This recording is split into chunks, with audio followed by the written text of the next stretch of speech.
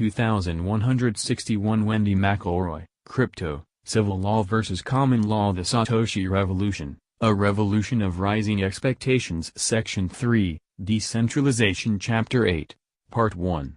Crypto, Civil Law vs. Common Law. World's second most valuable cryptocurrency under regulatory scrutiny. Bitcoin crackdown. IMF Chief Christine Lagarde calls for cryptocurrency regulation. France announces Bitcoin regulations amid cryptocurrency bloodbath. 2018 is the year in which cryptocurrency will be regulated. The questions are by whom and how? The two traditional answers have been civil law or common law, but there is a third alternative. Namely, preventive self-regulation, which can also be called simple decency. This is not a matter of law enforcement but of personal responsibility for your own behavior. It means being the adult in a room of children who are acting out. Regulation is coming because crypto is being defined as much by its abuses as by the benefits it provides. The problems are real. And that's a problem because it provides a plausible doorway through which government can walk. The abuses to which I refer do not include drug deals or the private stashing of personal cash. Those are not the abuses of crypto, they are benefits. Cryptocurrency allows people to control their own bodies and wealth in a peaceful manner that harms no one else. That is its power and true beauty. The abuses are the rampant number of scams and hustlers who prey on average people. Predators are robbing honest folk who are simply trying to avoid a corrupt financial system in order to leave an inheritance for their children and keep food on the table. The predators convert a vehicle of freedom into a path for theft.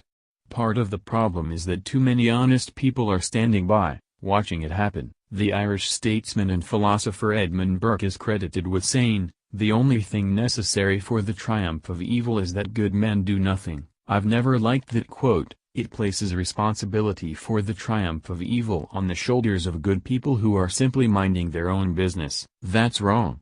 But there is a point at which focusing on the business of personal life becomes dangerous because there are politicians and other criminals who circle and await the chance to attack those who are not paying attention. Pay attention now. Crypto will be shoved up against a brick wall of regulation in 2018, and it will occur with the applause of the public. They will applaud for good and bad reasons. One bad reason is that crypto is still an arcane mystery to most people, and they mistrust it. They say it is vaporware that is based on nothing, as though the pieces of paper they spend every day are somehow different. One good reason for the urge to regulate crypto is that so many people have been fooled and burned by incompetent or unethical parts of the community. Cynical commentators can yell caveat emptor.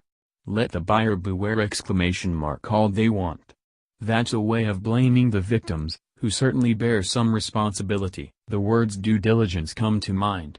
But there is something badly wrong with a system in which honest people are being robbed and scammed on a regular basis. It is wrong when government does it to people, and it is wrong when a financial network does it. Cryptocurrency was designed to empower people, not to impoverish them. The current abuses mean that the application of law to crypto is inevitable. The pivotal question is whether cryptocurrency will be regulated under civil law or common law, or a third alternative.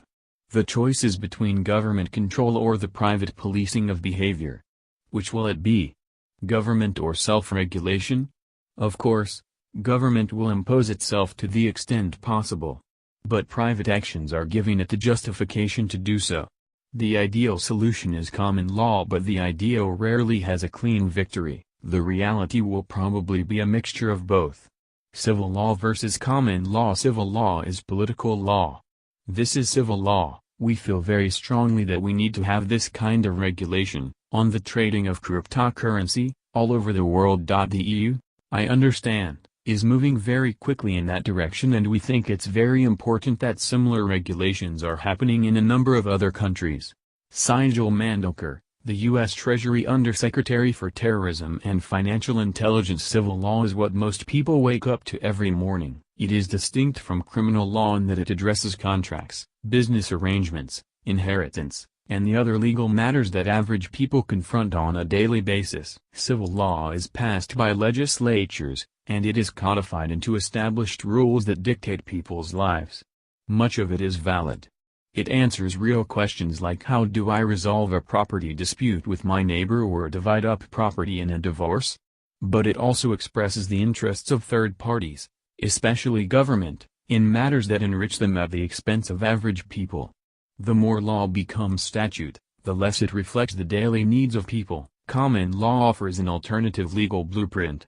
Rooted deeply in the English tradition, it is a body of law that develops from the grassroots upward. It involves no presence of parliament. It comes from the decentralized judicial decisions that arise from real legal disputes. Someone did not pay for a chicken he purchased. The seller asks a court, how do I receive fair payment? A business deal dissolves. How can the investors fairly split up the remaining assets? These are real people problems. The answers offered by judges may be right or wrong, but they do not benefit the privileged.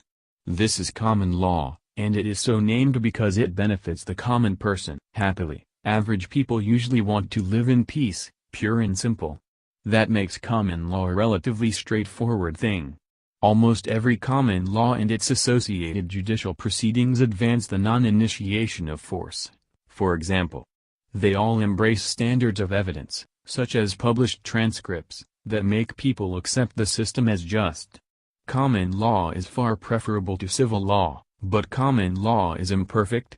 It can substitute the arbitrary opinions of judges for the self-interested opinions of politicians. The best solution for cryptocurrencies is no law at all, it is self-regulation. Don't allow foreseeable problems of fraud or theft to arise in the first place. As with every healthy community, the standards of conduct are set by normal people who are trying to function and feed their children. The crypto community is no different. Yes, cryptocurrency needs to be regulated. But it should be private regulation that responds to a fast-moving world of real people, not the needs of bureaucrats. That's common law.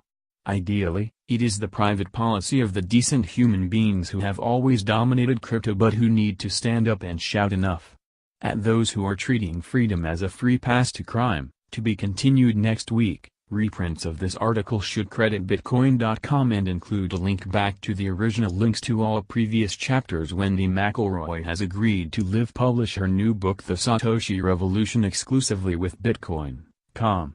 Every Saturday you'll find another installment in a series of posts planned to conclude after about 18 months.